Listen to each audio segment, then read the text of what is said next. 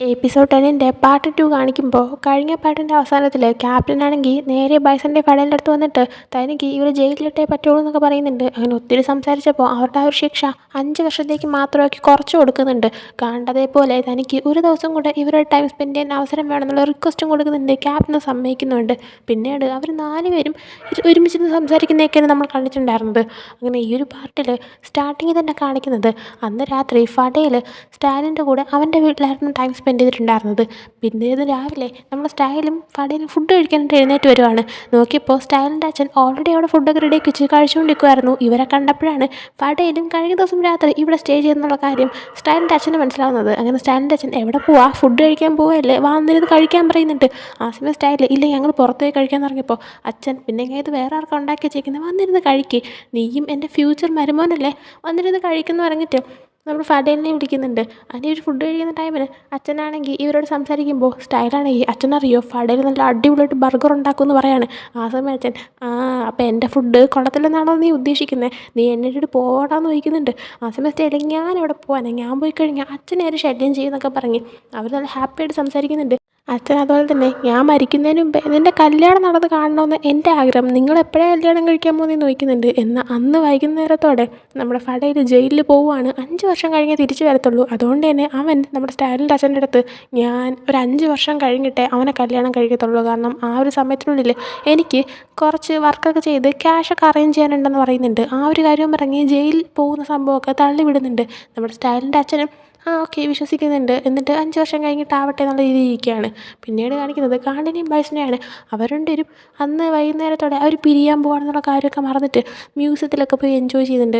അവിടെ വെച്ച് നമ്മുടെ കാണ്ട് ഇവന് ചെറിയൊരു പ്രപ്പോസ് പോലെ ഇങ്ങനെ നടത്താതിരുന്നിട്ട് ഞാൻ പ്രപ്പോസ് ചെയ്താൽ നീ യെസ് പറയുമെന്നൊക്കെ ചോദിക്കുന്നുണ്ട്. ആ സമയം ബൈസനാണെങ്കിൽ ഞാൻ യെസ് പറഞ്ഞാലും നമ്മുടെ ഫസ്റ്റ് നൈറ്റ് 5 വർഷം കഴിഞ്ഞിട്ടേ നടക്കത്തുള്ളൂ, ഞാൻ ഇന്ന് വൈകുന്നേരം പോവില്ലേ എന്ന് പറയാണ്. ആ സമയം കാണ്ട് എങ്കിൽ പിന്നെ നമുക്ക് നമ്മുടെ ഫസ്റ്റ് നൈറ്റ് ഇപ്പോഴേ ആഘോഷിക്കാതെ കിസ് ചെയ്യാനൊക്കെ പോകുന്നുണ്ട്. എന്നാൽ അവരിപ്പോഴും മ്യൂസിയത്തിൽ നിൽക്കുമായിരുന്നു. ആ സമയമാണ് അങ്ങോട്ട് ഒരു പയ്യൻ ഓടി വന്നിട്ട് എന്തൊക്കെയോ നിന്ന് പറയുന്നത്. ആ സമയം ഇവരാണെങ്കിൽ ഇതിപ്പോൾ എവിടെ നിന്ന് കയറി വന്നു എന്നൊക്കെ ആലോചിക്കുന്നുണ്ട്. അതിനുശേഷം വീണ്ടും സ്റ്റാലിനെ ഫഡേലിനെ കാണിക്കുമ്പോൾ അവരാണെങ്കിൽ ഈ ഗണ്ണൊക്കെ വെച്ച് ഷൂട്ട് ചെയ്യുന്ന ടൈപ്പിലൊരു കളി, ലൈക്ക് അവരുടെ അത് കളറായിരിക്കും അടിക്കുന്നത്. ആ ഒരു രീതിയിൽ വന്നിട്ട് ഒരു ഗെയിമൊക്കെ കളിച്ചിട്ട് ഇങ്ങനെ ഒരിടത്ത് മാറിയിരുന്ന് സംസാരിക്കുവാണ്. പക്ഷേ സത്യം പറഞ്ഞാൽ സംസാരിക്കാനായിരുന്നില്ല ഫഡേൽ സ്റ്റൈലിനെ വിളിച്ചത്, പകരം അവരുടെ അതായത് വീണ്ടും കളറടിക്കാനായിരുന്നു. അങ്ങനെ പെട്ടെന്ന് അവൻ്റെ അതായത് കളറടിച്ചിട്ട് ഇവ ഓടുവാണ്. വീണ്ടും അവരവരെ കളി കണ്ടിന്യൂ ചെയ്യുന്നുണ്ട്. അതിനുശേഷം രണ്ടുപേരും പരസ്പരം ഹെൽപ്പ് ചെയ്ത് ആ ഒരു കളറെല്ലാം കഴുകി കളയുന്നുണ്ട്. ആ സമയം സ്റ്റൈലാണെങ്കിൽ നീ ഇത്രയും സ്വീറ്റാണ്, നീ അറിഞ്ഞില്ലല്ലോ, നിൻ്റെ സ്വീറ്റ് നീ പുറത്ത് കാണിച്ച് തുടങ്ങിയത്, നീ എന്നെ വിട്ട് പോവുമല്ലേ, പക്ഷേ എന്നെ എന്ത് ചെയ്യും എന്നൊക്കെ പറഞ്ഞിരിപ്പുണ്ട്. ആ സമയം ഫഡേൽ ഇങ്ങനെ അത്രയ്ക്ക് സ്വീറ്റാണെന്ന് വെച്ചപ്പോൾ സ്റ്റൈൽ പിന്നെ അല്ലാണ്ട് നിൻ്റെ ഈ സൈഡ് ഇങ്ങനെ ഉറപ്പായിട്ടും പുറത്ത് കൊണ്ടുവന്നിരിക്കും, നീ എപ്പോഴും ഇങ്ങനെ ആയിരിക്കും എന്നൊക്കെ പറഞ്ഞിട്ട് ഇതാണ് എൻ്റെ പ്രോജക്റ്റ് ബോയ് ഫ്രണ്ട്, ഞാൻ നിന്നെ ഇതുപോലെ ആക്കി എടുക്കും എന്നൊക്കെ പറയുന്നുണ്ട്. അതിനുശേഷം അടുത്ത് കാണ്ടിനെയും ബൈസിനെയും കാണിക്കുമ്പോൾ ഇവർ ആ മ്യൂസിയത്തിൽ തന്നെ മറ്റൊരു ഏരിയ, അതായത് ഈ സോളാർ സിസ്റ്റം പ്ലാനറ്റ്സിനെ കുറിച്ചൊക്കെ ഒരു എക്സിബിഷൻ പോലെ വെച്ചിരിക്കുന്ന ഒരു ഏരിയ, അവിടെയാണെങ്കിൽ ഇവർ രണ്ടുപേരും ലൈക്ക് ഈ സ്പേസ് ഷിപ്പിൽ പോകുന്ന ആൾക്കാരുടെ ആ ഒരു കോസ്റ്റ്യൂമിലാണ് നിൽക്കുന്നത്. അങ്ങനെയൊക്കെ ചെയ്യാൻ പറ്റുമായിരിക്കും. സോ അതുകൊണ്ട് കുറേ പേര് അവിടെ ആ കോസ്റ്റ്യൂമിലിട്ട് നോർമലായിട്ട് തന്നെയാണ് ഉള്ളത്. അങ്ങനെ ഇവർ രണ്ടുപേരും ഓരോന്ന് വായിച്ചും കണ്ടൊക്കെ നിൽക്കുന്ന ടൈമിന് നേരത്തെ ഇവർ കിസ് ചെയ്യാൻ പോയപ്പോൾ ഇവരൊന്ന് ശല്യം ചെയ്ത് എക്സൈറ്റ് പയ്യൻ അവിടെ ഉണ്ടായിരുന്നു. ആ പയ്യൻ അങ്ങോട്ടേക്ക് വന്നിട്ട് വീണ്ടും ഇവരുടെ കയറുന്നുണ്ട്. ബൈസൺ അങ്ങനെ ഓരോന്ന് പറഞ്ഞ് ഇങ്ങനെ കളിയാക്കിയിട്ടാണ്. ഇവനാണെങ്കിൽ അച്ഛാന്ന് വിളിച്ച് കരയ്ക്കൊണ്ട് ഓടുന്നുണ്ട്.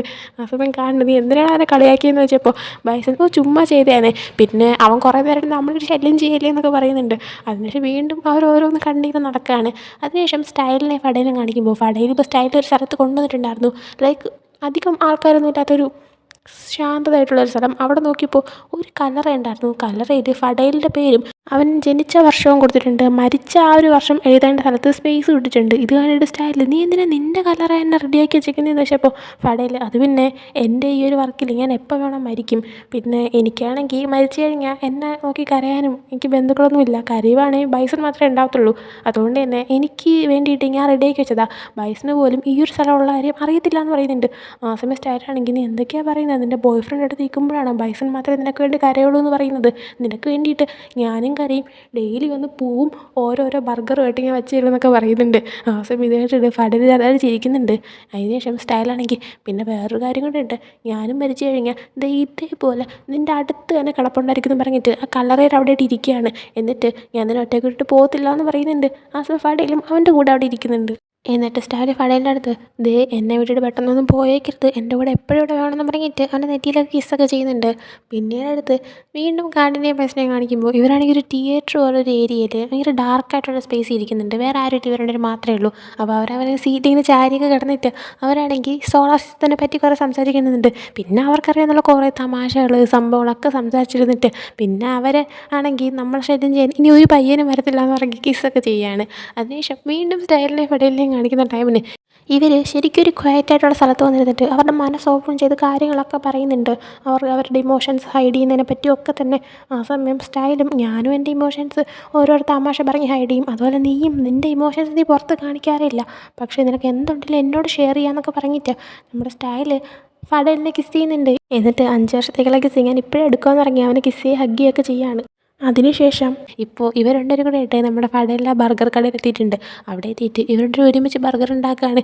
ഞാൻ പോയി കഴിഞ്ഞാലും എൻ്റെ ബർഗർ ഇടാൻ നീയല്ലേ നോക്കി നടത്തേണ്ടതെന്നൊക്കെ പറഞ്ഞിട്ട് നമ്മുടെ സ്റ്റൈലും ഫടേലും ബർഗറൊക്കെ ഉണ്ടാക്കിയിട്ട് അവരത് കഴിക്കാനായിട്ടിരിക്കുകയാണ്. ആ സമയത്ത് നമ്മുടെ സ്റ്റൈലിനോട് ഫടേൽ നീ എനിക്ക് വേണ്ടിയിട്ട് വെയിറ്റ് ചെയ്തില്ലെങ്കിലും കുഴപ്പമില്ല എന്ന് പറയുന്നുണ്ട്. ആ സമയം സ്റ്റൈൽ എന്താ പറയുന്നതെന്ന് വെച്ചപ്പോൾ ഫടേൽ സീരിയസ് ആയിട്ട് പറഞ്ഞതാ, നീ എനിക്ക് വേണ്ടിയിട്ട് വെയിറ്റ് ചെയ്തില്ലെങ്കിലും എനിക്ക് പ്രശ്നമൊന്നുമില്ല, എനിക്ക് വിഷമമൊന്നുമില്ല, ഞാൻ ഓക്കെ ആണെന്ന് പറയാണ്. ആ സമയം സ്റ്റൈൽ ദേണ്ട അങ്ങനെയൊന്നും പറയരുത്, ഞാൻ നിനക്ക് വേണ്ടി വെയിറ്റ് ചെയ്യും, 5 വർഷമല്ലേ അതൊക്കെ പെട്ടെന്ന് പോകും, പിന്നെ നമ്മൾ ഇടയിൽ ഒന്നും ചേഞ്ച് ചെയ്യാനൊന്നും പോകുന്നില്ല, അതുകൊണ്ട് ഞാൻ എപ്പോഴും നിനക്ക് വേണ്ടി ഇവിടെ വെയിറ്റ് ചെയ്തിരിക്കും എന്നൊക്കെ തന്നെ പറഞ്ഞിട്ട് നമ്മുടെ ഫടേലിൻ്റെ മനസ്സിൽ നിന്ന് ആ ഒരു ഐഡിയ തന്നെ മാറ്റി കളഞ്ഞിട്ട് അവരൊരുമിച്ചിരുന്ന് ഫുഡ് കഴിക്കുകയാണ്.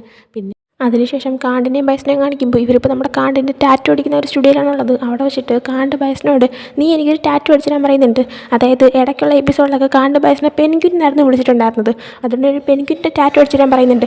ബൈസനപ്പോൾ എനിക്ക് ടാറ്റു അടിക്കാൻ അറിയത്തില്ല കോളാവുമെന്ന് പറഞ്ഞപ്പോൾ കാണ്ട് കുഴപ്പമില്ലാന്ന് പറഞ്ഞിട്ട് അങ്ങനെ ടാറ്റു അടിച്ച് കൊടുക്കുന്നുണ്ട്. കാണ്ടും ബൈസനൊരു ടാറ്റു അടിച്ച് കൊടുക്കുന്നുണ്ട്. പിന്നീട് അവർക്ക് പോകാനുള്ള ടൈമായിട്ടുണ്ട്, അതുകൊണ്ട് തന്നെ ക്യാപ്റ്റൻ വിളിക്കുന്ന ആ ഒരു സ്ഥലത്തേക്ക് നമ്മുടെ സ്റ്റൈലും ബൈസനും ഫടേലും കാണ്ടും കൂടെ ഇപ്പോൾ എത്തിയിട്ടുണ്ട്. അങ്ങനെ അവിടെ എത്തിക്കുന്ന ടൈമിന് നമ്മുടെ ക്യാപ്റ്റൻ ഓൾറെഡി അവിടെ എത്തിയിട്ട് ഇവർക്ക് വേണ്ടി വെയിറ്റ് ചെയ്തിരിക്കുകയാണ്.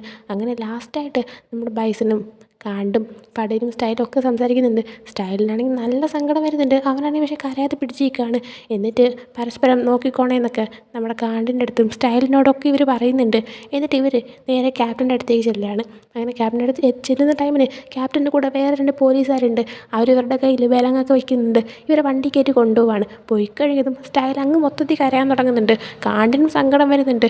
കാണ്ടാണെങ്കിൽ സ്റ്റൈലിനെ സമാധാനിപ്പിച്ചുകൊണ്ട് കരയാതിരിക്കാൻ ശ്രമിക്കുകയാണ്. പിന്നെ ഫടേലിനെയും ബൈസനെയും കാണിക്കുമ്പോൾ ഇവരിപ്പോൾ അങ്ങോട്ടേക്ക് കൊണ്ടുവന്നിട്ടുണ്ട് ജയിലിലേക്ക്. അവിടെ കൊണ്ടുവന്നിട്ട് അവരൊന്ന് ചെക്കൊക്കെ ചെയ്തതിന് ശേഷം അവർക്ക് ജയിലിലത്തേക്ക് ഇടാനുള്ള ഡ്രസ്സൊക്കെ കൊടുക്കുകയാണ്. അങ്ങനെ അതൊക്കെ മാറ്റിയിട്ട് ആ ഒരു ഡ്രസ്സിൽ അവരുടെ ഫോട്ടോയൊക്കെ എടുക്കുന്നതൊക്കെ കാണിച്ചുകൊണ്ട് ഈ ഒരു എപ്പിസോഡിലൂടെ എൻഡ് ആവുന്നുണ്ട്. അപ്പോൾ ഈ ഒരു എപ്പിസോഡ് നിങ്ങൾക്ക് ഇഷ്ടപ്പെട്ടെങ്കിൽ ലൈക്ക് ചെയ്യുക, ഷെയർ, സബ്സ്ക്രൈബ് ചെയ്യുക. നെക്സ്റ്റ് പാർട്ടായിട്ട് വരുന്നവരെ ബൈ.